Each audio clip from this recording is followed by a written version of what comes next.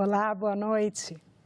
A situação da segurança pública no país, tema considerado prioridade pelo presidente do Senado para este ano, foi discutida em plenário por senadores, ministros e convidados. Eunício Oliveira defendeu a integração do sistema de segurança. O projeto deve ser votado na próxima semana na Câmara dos Deputados. O presidente Eunício Oliveira disse que a violência é um problema que afeta todos os brasileiros. Ele defendeu a integração das forças de segurança e reforçou: o Senado continuará trabalhando para dar respostas aos cidadãos. É uma responsabilidade dos estados e do país e da nação, prevista como está na Constituição. Mas esse Senado, o Congresso Nacional e o governo federal têm, acredito eu, o dever de estreitar a parceria com os estados e municípios para reduzir já os índices de insegurança Brasil afora. A atuação do Ministério Público no combate ao crime, o fortalecimento das corregedorias das polícias, o controle do sistema prisional, a integração das guardas municipais e a coordenação de esforços entre a União, municípios e estados com a sociedade foram alguns desafios apontados pelos participantes como fundamentais para a melhoria da segurança pública.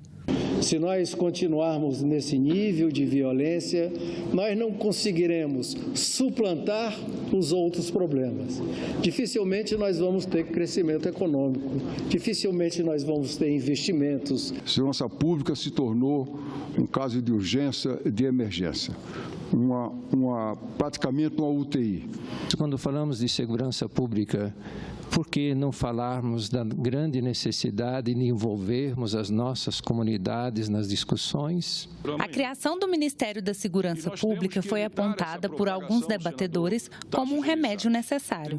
Para o secretário executivo Gilson Libório, o Ministério da Justiça vai continuar colaborando para a segurança pública nacional. Não teremos a quebra da continuidade dos trabalhos, né? Foi feita reunião com o ministro Jungmann, aonde passamos todos os trabalhos desenvolvidos, onde foi passado o nosso planejamento estratégico para esse ano e também para o ano seguinte. O ministro Raul Jungmann destacou que a crise na segurança pública ameaça a sociedade, as instituições e a democracia. Este é um desafio que nós temos, é um desafio que nós temos que enfrentá-lo, é um desafio que nos ameaça, é um desafio de levar a universalização dos direitos à segurança a todos os brasileiros e brasileiras, para que eles possam viver em paz, para que eles possam ter sossego, para que eles possam acreditar, inclusive, de que a democracia é o melhor remédio para esse tipo de problema, para esse tipo de situação e, sobretudo, para esse tipo de ameaça que alcança indistintamente a todos nós.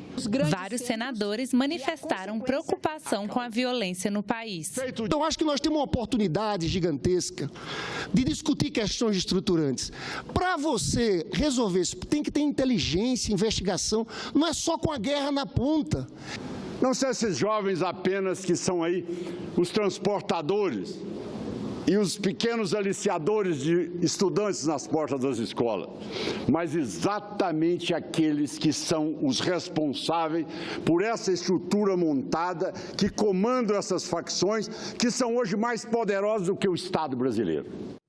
A Comissão de Educação aprovou nesta manhã projeto que proíbe que cursos superiores mal avaliados pelo Ministério da Educação continuem funcionando com a concessão de liminares.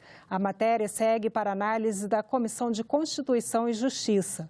A comissão aprovou ainda a proposta que aumenta para até 5 anos o prazo que torcidas organizadas envolvidas em violência ficam proibidas de participarem de eventos esportivos. Em ano eleitoral, a questão sempre vem à tona. A urna eletrônica é segura? A possibilidade de aliar o voto eletrônico com a impressão, o que já está na lei, foi debatido em audiência pública na Comissão de Constituição e Justiça. Desde o ano 2000, as eleições estão informatizadas em 100% dos municípios brasileiros. A implantação da urna eletrônica tornou o processo mais rápido, mas a segurança do sistema é questionada. Dizer que ela é totalmente insegura, eu acho um pouco de exagero. Porque, na verdade, ela contém uma série de situações que, ao funcionarem em conjuntamente, elas garantem a segurança da urna. O BU impresso pela urna pode fazer a verificação de que a totalização está correta, mas ele tem absolutamente nenhum efeito para verificar se o software está contabilizando os votos que foram praticados naquela urna corretamente. Uma lei aprovada pelo Congresso em 2015 estabeleceu a exigência da impressão de votos nas urnas eletrônicas. Nas eleições de outubro deste ano, o voto impresso será implantado em 5% das 600 mil urnas eletrônicas que serão usadas na votação. Participantes da audiência pública argumentaram que o tribunal descumpre a lei ao não implantar o voto impresso em todas as urnas. Há vários princípios constitucionais que vêm sendo quebrados desde que a Sarapuca foi inventada lá em 97.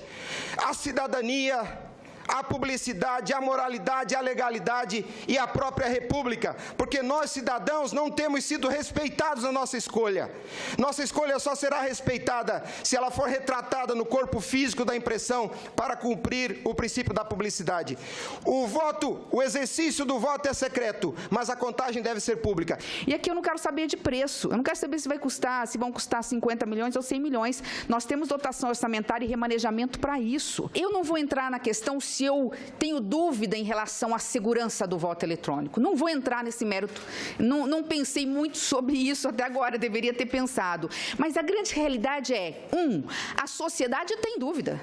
A sociedade que, principalmente dos municípios, onde a disputa é por um voto de vereador ou 20 votos, a mais ou a menos para um candidato a prefeito, e mesmo governadores, nas disputas extremamente apertadas presidenciais como tivemos na passada, se a sociedade tem dúvida... Se nós não nos movimentarmos politicamente, não vai haver impressão do voto, porque essa é a decisão de um grupo muito fechado que está acima da lei. Até esse o problema momento... é que o judiciário brasileiro está acima da lei. Nós agora transferimos as conclusões para a audiência final na próxima terça-feira, quando deverá estar presente o ministro Luiz Fux, presidente do TCE, e vamos levar as anotações feitas hoje, porque estamos chegando à conclusão de que realmente, diante de uma eleição da relevância desta de outubro próximo, é preciso voto impresso, porque nós precisamos de transparência total.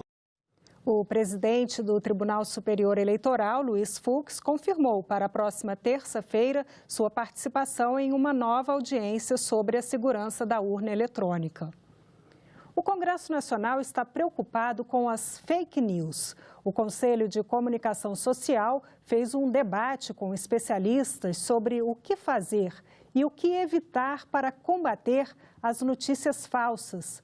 O programa Em Discussão traz o assunto para você. Também deixou de valer. Essa notícia aqui foi bem apurada pela nossa repórter, escrita de forma clara e ouviu vários lados de uma história. Definitivamente não é uma fake news. As notícias falsas estão sacudindo o mundo e até já influenciaram a política nos Estados Unidos e na Europa. E aqui no Brasil, como será que está a situação em pleno ano eleitoral? A gente pode esperar uma tsunami de uso de robôs, informações circulando falsas ou não. Isso é uma quadrilha. É igual quando sequestradores passaram a terceirizar quem sequestra, quem mantém no cativeiro. Google, Amazon, Facebook e Apple são corporações que têm poderes maiores do que os estados nacionais. Preocupado com as notícias falsas, o Congresso Nacional promoveu um debate com especialistas. Eles disseram que o fenômeno é difícil sim de controlar, quase impossível, mas que há formas de reduzir o seu impacto. A gente preparou um compacto desse debate, estilo Melhores Momentos, e é o que você vai ver no Em Discussão de hoje. Não perca! E nós ficamos por aqui. Você pode rever as reportagens desta edição na nossa página na internet, senado.leg.br/TV. Muito obrigada pela companhia. Continue sintonizado aqui, na TV Senado.